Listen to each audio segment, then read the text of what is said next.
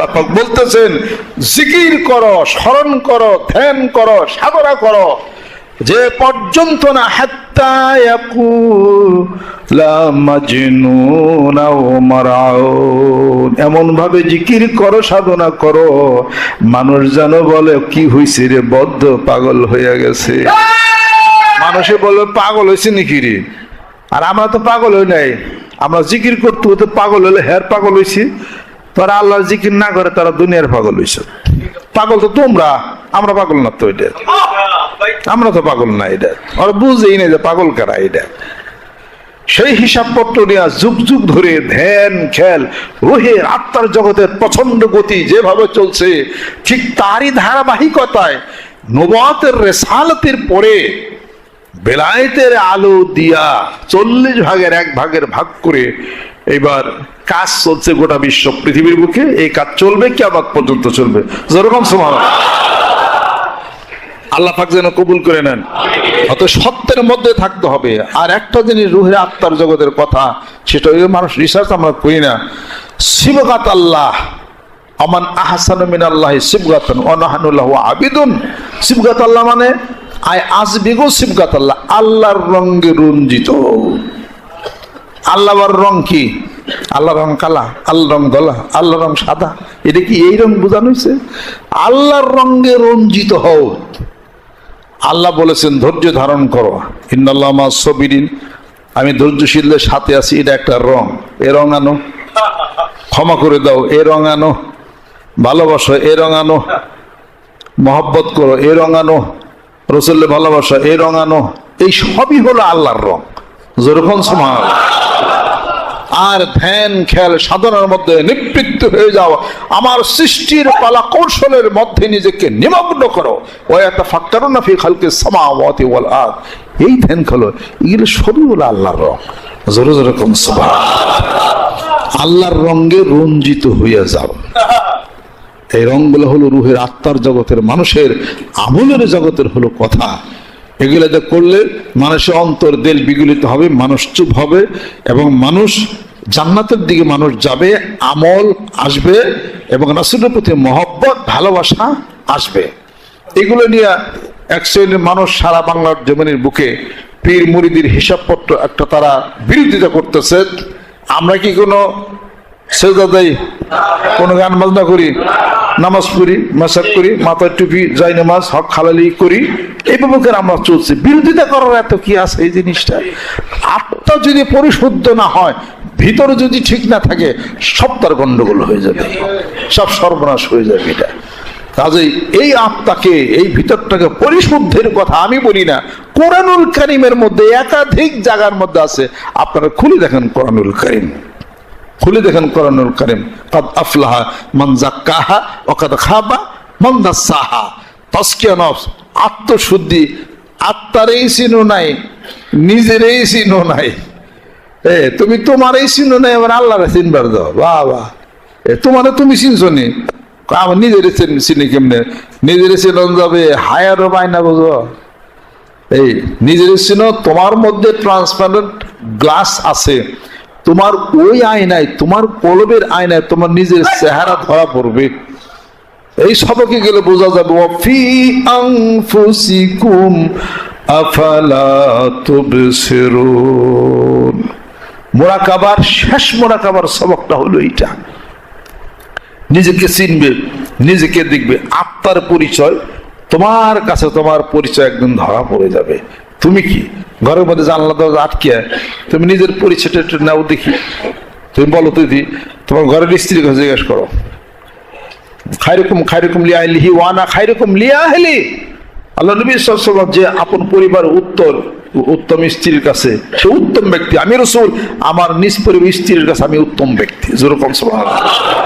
নিজের পরিচয় জানতে চাইলে ছেলের কাছে জিজ্ঞেস করো তুমি কেমন, মেয়ের কাছে জিজ্ঞেস করো তুমি কেমন, স্ত্রীর কাছে জিজ্ঞেস করো আমি কেমন স্বামী। কওছে কইমের পারি যদি কিলগুতা নাতুষ্টা না দেওয়া আমার আর কি। মাঝে মাঝে আমার মারো, যদি হাসা কথা কইতে তো তুমি আমার মারবা। কোনো মারম না, কিচ্ছু করম না, যা চিন্তা করিস না, তুই আমি কেমন স্বামী। কি কইব? তুমি স্বামী আমার জীবনটার তেজপাতা বানাইছো। হ্যাঁ, আমি যা চাই থাকি দেও তুমি, গতই যে নিছিলে বাবরে বাড়ি, গতই যে দিছিলা কাপড় কি সেদিন না 200 টাকা দিলাম, টাকা দিলা না তুমি, তুমি আমার স্বামী, আমার জীবনটা শেষ করছো, আমার অমুক জায়গায় বিয়ে হইলে আমি কত কিছু পাইতাম, মিলছে নি? আমি বলি না, হাদিস শরীফে বলে, হাদিস শরীফের মধ্যে আসছে যে মেয়ে মানুষ সারাটা জীবন তারে খাওয়াইলেন, এত কিছু করলেন, এত কিছু দিলেন, তারা তো জীবন আমাকে কোন একদিন কানের একটা মার্কি কিনে এনে দিলেন না, নাকি দিচ্ছে? আপনার ঘরের স্ত্রী কোন আপনার একটা মার্কি কিনে দিছেনি, স্বর্ণের দিছেনি? এই গেল, আমরা বাড়িতে আসলে পরে ওই লুঙ্গি পায়জামা এটা ওটা হ্যান, আমার সব আল্লাহ থাকে, তাকে সব শুকেছে সাজাই না, বিয়ের শাড়ি, হলুদের শাড়ি, এটা ওটা হ্যান সব তাকে সব সাজানো গেছে না, স্টিলার মেয়ে খোলা যাবে না, চাবি তাদের হাতে, আমরা নিলেই সমস্যা। অবশ্য এই ধরনের কোনো সমস্যা আমি আমার ফ্যামিলিতে আমি পাই না। আপনাদের আম্মা সে গুছিয়ে গেছে, আমার সবকিছু সুন্দর করে রাখে, আলহামদুলিল্লাহ। আমার করেন না, সমাজের কথা আমি বলতেছি আর কি, এই তো আমার ওয়াজ শুনতে আছে, গেলি খবর বানাবি, কি করলে আওয়াজ হিসাব করে খাওয়া গে উনি আমার সব দিক দিয়ে জায়গাকে তার বুদ্ধিমত্তা এটি সবই নিজে আমার সবই সে গুছিয়ে টিছে দিয়া সব সুন্দর বইটি পর্যন্ত সব করে আর কি, আলহামদুলিল্লাহ। এই জিজ্ঞাসা করে দেখেন, সে বলবে ইনশাআল্লাহ তাআলা আমি একজন আদর্শ মানুষ আর কি। আমার ছেলে সন্তানের কাছে জিজ্ঞাসা করে দেখেন তারা, তা আপনার স্ত্রীর কাছে আপনি বই তো আপনার ভালো হয় না, তাহলে আপনি কিসের মানুষ হইলেন? এটা আল্লাহ নবী আলাইহিস সালাম বলেন, ঘরের স্ত্রী জীবন ভরা খাওয়াইলা, এত কিছু করলা, এত কিছু দিলে, একদিন একটু ভুল যদি হয় সে বলে কি তুমি আমার জীবনে কিছুই করে দাও নাই, তাহলে যে চাকরি করে 20 বছর খাইলে মেটে ভালাই, এত কিছু করে সব তলে গেছে এইটা কাজে। যাই কিছু হোক, এই ধরনের স্ত্রী অন্য কোন জেলায় থাকতে পারে, এখানে আপনারা যারা আছেন আপনাদের বিয়ে অনেক ভালো, আমরা মন খারাপ করি না এটা। আর এরকম বেকায় তারা যদি কিছু থাকে, আল্লাহ ঠিক করে দাও। আর ঠিক এখনো যদি না হও, নিকাশের দায় করে খারা মারে বীরে তো শের কোরা, মসজিদের মধ্যে গেলে টান দেওয়া যাবে, সমস্যা। নিকাশের দায় করে খারা মারবে আতশের কোরা, সোজা করবে বেকাতার, সব বেকাতার একদিন সোজা হয়ে যাবে। ইয়াজাল্লুনা শাত্তা ফিল বিলাদ, কই গুরো এই জায়গা ওই জায়গা সব সোজা হয়ে যাবে, চিন্তা করেন। আল্লাহ নবী সাল্লাল্লাহু আলাইহি ওয়াসাল্লাম ইরশাদ করেন, আমি জাহান্নামের মধ্যে সবচেয়ে বেশি মহিলাদেরকে দেখছি, অথচ মেয়েদের সবচেয়ে অবদান বেশি সংসারে, যেরকম ঠিক কিনা? পৃথিবীর যত ভালো সব অর্ধেক পুরুষ করছে আর অর্ধেক নারী তার হক আছে। যত নবী রাসূল মেয়েদের পেটে আসছে, যেরকম সুবহানাল্লাহ, তারপরও নারীরা এই জাহান্নামে অধিকাংশ বেশি মেয়েরা, পুরুষরা না। তার কারণ মেয়েরা শুকরিয়া আদায় করে না, এত কিছু দেওয়া খাওয়া, এত কিছু দেন, তারপরে কেউ যে অমুকটা নেয় তুমুকটা নেয়, হ্যান না পোলা ভানে দিয়ে আনলাম না, নিজে খাই পেলাম না, জীবনটা কেমন যায়, ভবিষ্যৎটা কি আমার, হ্যাঁ আমি যে শেষ হয়ে গেছি, আমি পদ্মা নদীতে ধরে গেছি, আল্লাহ বাঁচাও তুমি আমার, এই সমস্ত খালি এটা একটা হতাশার কথা। এটা নিজেও হতাশায় মরে, স্বামীরও হতাশায় মারে, শেষ পর্যন্ত সে মন টন খারাপ করে বাজারে যে 2 ঘন্টা সময় পাস করে আসে, কথা ঠিক কিনা? কারণ ঘরে থাকলেই কাজ চালে, ঘরে থাকলে কি একটা সমস্যা হচ্ছে, কি করে সময় পাস করে আসে, এর নগে কথা কয়, পান টান খায় বা বিড়ি উক্কা খায়, আসে আর কি। আসে রাত 11টার সময় বাদ দাও, বাদ বাড়ি দিতে খাবা, ও খায় শুয়ে থাকে, বোধ হয় ডান দিকে, কোথায় বাম দিকে, মাঝখানে হলো ফাঁকা জায়গা, শয়তান হেনে এসে শয়, তারপর 2টা লাগাইলো কাই যায়। যাই কিছু হোক, এই ধরনের মেয়ে মানুষের সমস্যার মধ্যে যারা আছেন, কোনো কথা নাই, জিকির পাতান, জিকির দেন। যারা আমার ওয়াজ বয়ান শুনতেছেন তারা সাবধান, ওই সমস্ত মেয়েরা কি বলবেন, আল্লাহ যাহা কিছু রাখছো, যাহা খাইতেছি, যাহা পড়তেছি, আলহামদুলিল্লাহ, শুকরিয়া আদায়, কিছু তো খাই, কিছু তো পরে আমার ভাগ্যে কিছু তো জুটে। যারা সারাদিন পরে একদিন খায়, আল্লাহ তাদের সে তো, আল্লাহ তুমি আমাকে অনেক ভালো, শুকরিয়া আদায় করো। আর যার উসিলা করে তোমার সংসার চলে, যার উসিলা করে তোমার রুটি রুজি চলে, তার জন্য দোয়া করতে থাকো, আল্লাহ তারা আরো ভালো রুজি তুমি দিয়ে দাও। সে আমাকে অনেক সুন্দর রাখছে, অনেক ভালো রাখছে, একটা কাপড় আলহামদুলিল্লাহ কর। তোমার একটা কাপড়, দুইটা কাপড়, বিবি ফাতেমা, ফাতেমা মা জননী, তার যে একটা কাপড় আসলো, ফাতেমা মা জননী, তার যে কামের মানুষ ছিল না, তোমার তো দুইটা কামের মানুষ, বড় তো পাও না। সে যে সারাদিন পরে একবারে আটা পিসে জব পিসে একবার খাইছে, রাসূলের দরবারে বলছেননি, ইয়া রাসূলুল্লাহ, গোটা বিশ্ব পৃথিবীর আপনি এখন বাদশা, আমাকে একটা দাসীর ব্যবস্থা করে দেন। আলী তো গরিব ছেলে, তার কাছে বিবাহ দিয়েছেন হাসান হোসেন, আমার সংসারটা চলে না। আল্লাহ নবী সাল্লাল্লাহু আলাইহি সাল্লাম বলেন যে আলী, ফাতেমা দেখো এই বাগানটা যদি তোমার হয়, কয় খুশি। আরো 4টা দাসী যদি হয়, 2টা দাসী হয়, কয় আরো খুশি। ওই জায়গাটাও যদি তোমার হয়, এটা তোমার যদি হয়ে যায়, কয় আমি তো আরো খুশি। ঠিক আছে, কয় এই সমস্ত সব যদি তোমার হয় কেমন হবে, আমি তো অনেক খুশি। তো ফাতেমা রাদিয়াল্লাহু আনহা গেছেন, যে বাড়িতে যখন গেছেন অনেক খুশি। আলী বলতেছে এত খুশি কে? কয় বাবা আমারে মনে হয় মেলা কিছু দিব, অনেক কিছু তো কইলো, সবই আজকে সমাধান হয়ে গেছে। তখন কয় ঠিক আছে তাহলে পরে যাও। সকালবেলা পরের দিন গেছে, যাওয়ার পরে কয় এত কিছু কইছিলেন, তাহলে আমার কি দিবেন? আপনি বলে তো সবই হয়ে যায়, আপনার মেয়ে আমি এত কষ্ট তাহলে কেন করি? আল্লাহ নবী সাল্লাল্লাহু আলাইহি সাল্লাম বলেন যে পৃথিবীতে কষ্টের জন্য মুমিন ব্যক্তি এই পৃথিবীতে কষ্টই হবে, তার বিপরীতে হলো জান্নাতে সে অনন্তকালের সুখ ভোগ করবে। অনন্তকালের সুখ ভোগ ভালো নাকি না দুনিয়ার সামান্য একটু কষ্টটাই ভালো, কোনটা?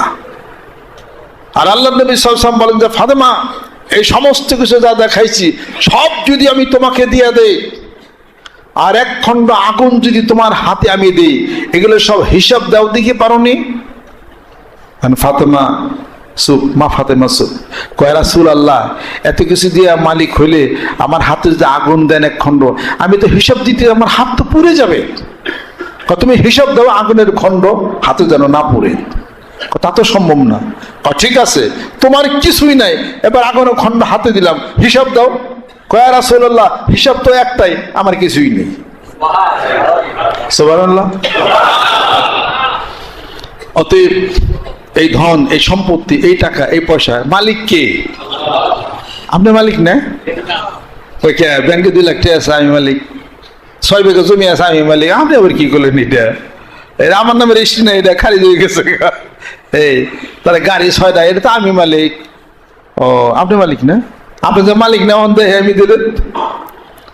এখন যদি হার্ট স্ট্রোক করে হাসপাতালে যা মরেন, এগুলা সব বেচা কিনে, গাড়ি বেচা, গাড়ি চাক্কা মাক্কা তেল মেল, হাতে আংটি আছে হলো স্বর্ণের, এরপরে ব্যাংকে টাকা টুকা আছে, সব কিছু গাঠি বাইন দেয় কবরে আপনার সামনে আপনার দিয়ে দেওয়া হবে। কি কবরে নিয়ে যাবেন নি? 2 লাখ টাকা জমির দলিল, জমি তো নিয়ে আমরা দলিল আমার মারার পরে দিয়ে দিস আমার কাফনে, তখন দলিল লাইনি কে মানুষ সবই তো থাকবে। তাহলে আপনার মালিক কিসের হইলেন কন্যা? কিসের মালিক আপনি হইলেন? কিছুরই মালিক না। আপনি মালিক একটা জিনিস, সে মহান মাবুদ, তোমাকে ভালোবাসছি।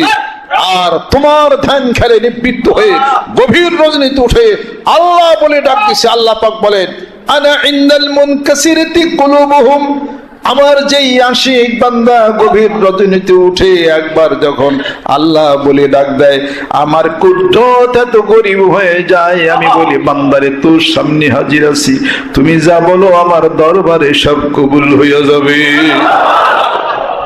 আমি তো ওই দিকে তাকিয়ে আছি, একবার বলবে এইটাই সব বিশাল পরম পাওয়া হয়ে যাবে। একবার যে সুবহানাল্লাহ বলছি, একবার যে জিকির করছি, কবর ওইটাই আমার কামে দিছে, জোরে কোন সুবহানাল্লাহ। আর যা কিছু আছে সব শেষ। পোলা কানবো, বাবা তুমি কি কইয়া গেলা, বাবা কবর কবে আসবে এটা কইয়া বাবার হাতে একটা স্বর্ণের আংটি আছে না, টাইনা টেনে খোলাইব। কথা ঠিক কিনা বল? কানবো ঠিক, স্বর্ণের আংটি টাইনা টেনে খোলাইবো ঠিক। আপনার স্ত্রীর গলা একটা স্বর্ণের চেন আসলো, মরে গেছে গা, মেয়েকে বলছে মা রে আমারে কি কইরা গেলি রে মা, এই কয় স্বর্ণের চেন খোলাইব। কি করে গেলি মানে? স্বর্ণের নৌকা, এটা তো তোমার মার দিয়ে দেবো কবরে, এটা ধরন যাবে না। কানের মার্কি খোলাইব, ওরে বলো কানের মার্কিটা ধুইয়া জালো, হ্যাঁ কানের মার্কি এটা খোলাইব, এটা খোলাইব, সব খুলে রাইখা একটা কি দিব, দামি একটা কাপড় ভরাই দিব নাকি, সাদা একটি মার্কিন লইয়া ছাইপা যাবো চোখের আরে ভাবছো নিমন্ত্রণ, একটা কাফনের কাপড় মিনে উত্তর শিওর হয়ে চলে যাবেন। যেদিন তুমি হারিয়ে যাবে মন বিরাট ভুবন অন্তরে, যারে তুমি ডাকো আখিনি রে, সে যে আর আসিবে না ফিরে, সে যে চলে গেছে দূরধামে। জীবন বলেছে ওরে মানুষ রাখিব তোমায় ঘিরে, মরণ বলেছে ওরে মানুষ নিয়ে যাব তোমায় মরণ সাগর পারে। যেখানেই তুমি থাকো না মানুষ, যত হও সাবধান, মৃত্যু তোমাকে কেড়ে নিবে, ঠিক পাবে না পরিত্রাণ। আজকে হয়েছে শান্তি, জীবনের ভুল ভ্রান্তি সব গেছে চুকে, রাত্রি দিন ধূপ ধূপ তরঙ্গিত সুখ দুঃখ থামি আছে বুকে। জীবনের সব জড়তা, সব চাওয়া পাওয়া একদিন স্থিমিত হয়ে যাবে। বোবা কান্নার জিজ্ঞাসায় ক্ষত বিক্ষত হয়ে মারা ধুইটি পড়ে থাকবে জমিনের উপরে। কোনো কথা নির্বাক স্পন্দন জনমের মতো সব বন্ধ হয়ে যাবে। তখন সেই তুই আপনাকে পাঠিয়ে দিবে কবরে। ওই দিনের আশায় থাকতে হবে। মার রব্বুকা অমা দিনুকা অমান নাবিয়ুকা। আসেন আল্লাহর আশেক এবং আল্লাহর পাগলরা রুহের জগৎ, আত্মার জগৎ, মানবতার জগৎ চক্ষু বন্ধ করে ধ্যান, খেয়াল, শরীয়ত, তরিকত, হকিকত, মারিফাতের বয়ান আলাপ আলোচনার জন্য ডিসেম্বর মাসের 20 তারিখে মানিকগঞ্জ ধর্মসের পূর্ব চত্বর পঠনের ময়দানে আমরা দাওয়াত দিচ্ছি। 5 কোটি মানুষের টার্গেট নিয়ে মাঠে নামছে, হয়ে যাবে ইনশাআল্লাহ তাআলা। আল্লাহ পাক যেন কবুল করে নেন।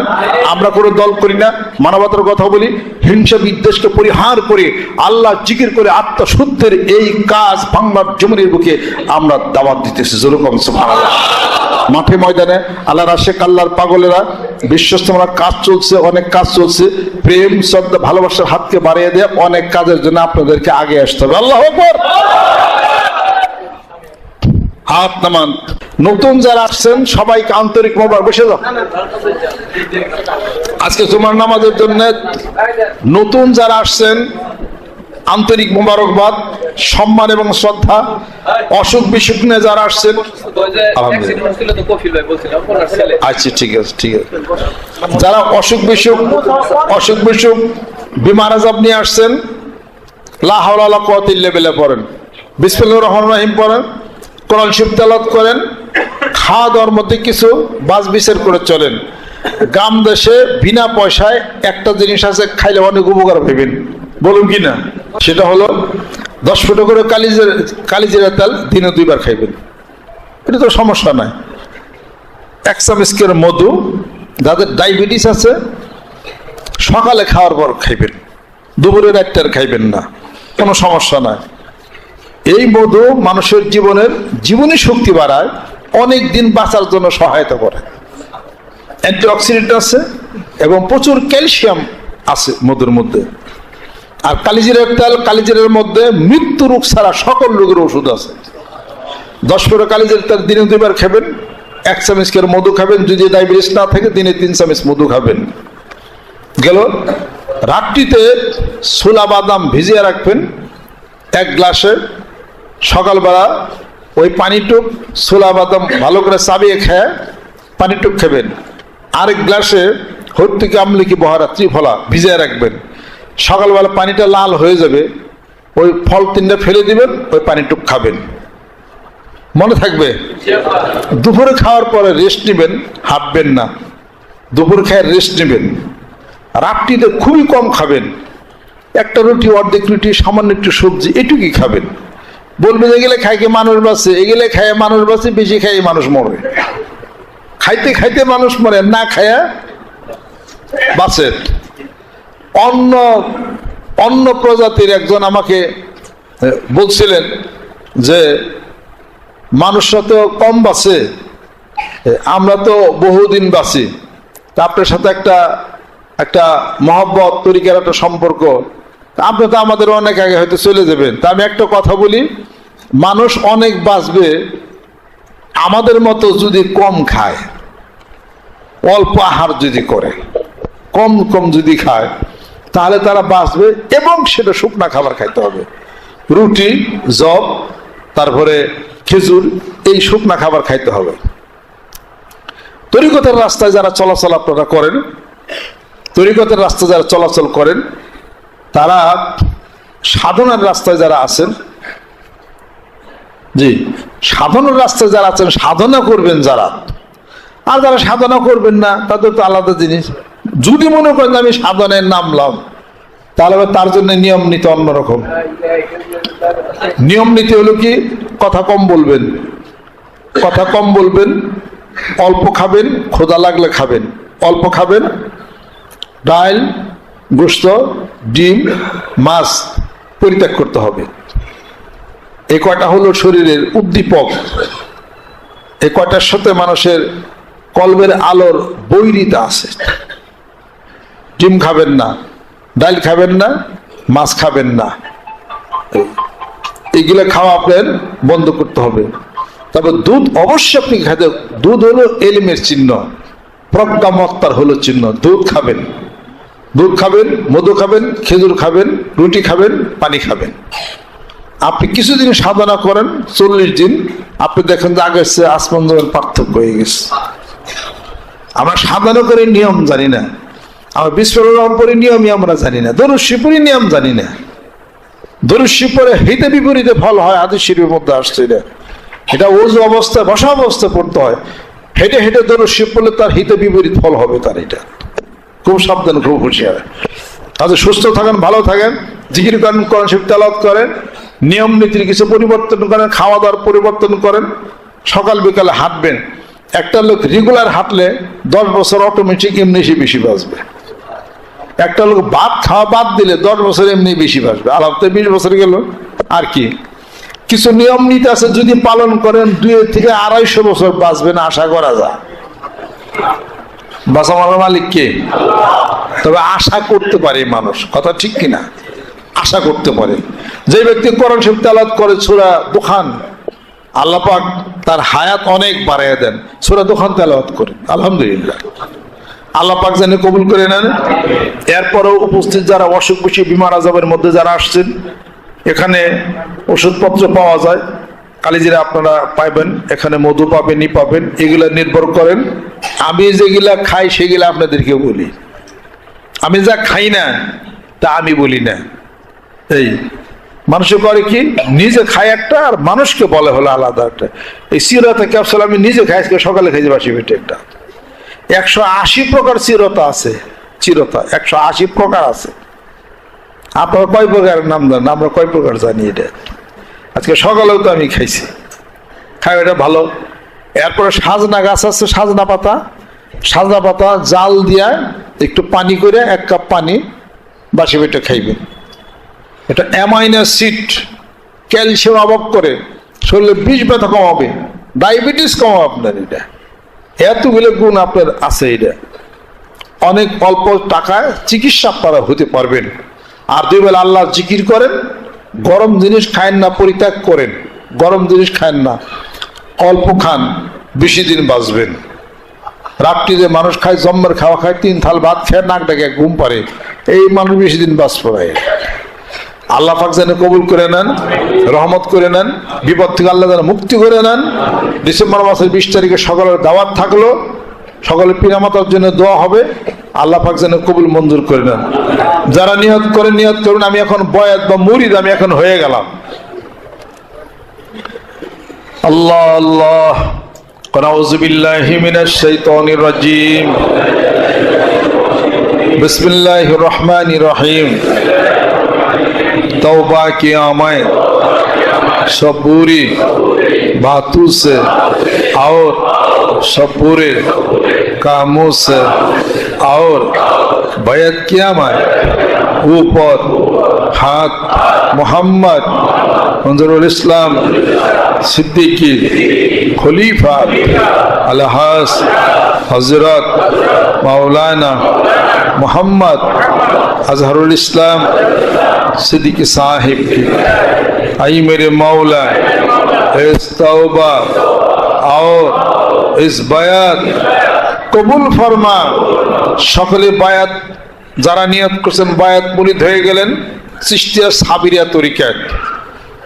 সুবহানাল্লাহ 100 বার, আলহামদুলিল্লাহ 100 বার, আল্লাহ আকবার 100 বার।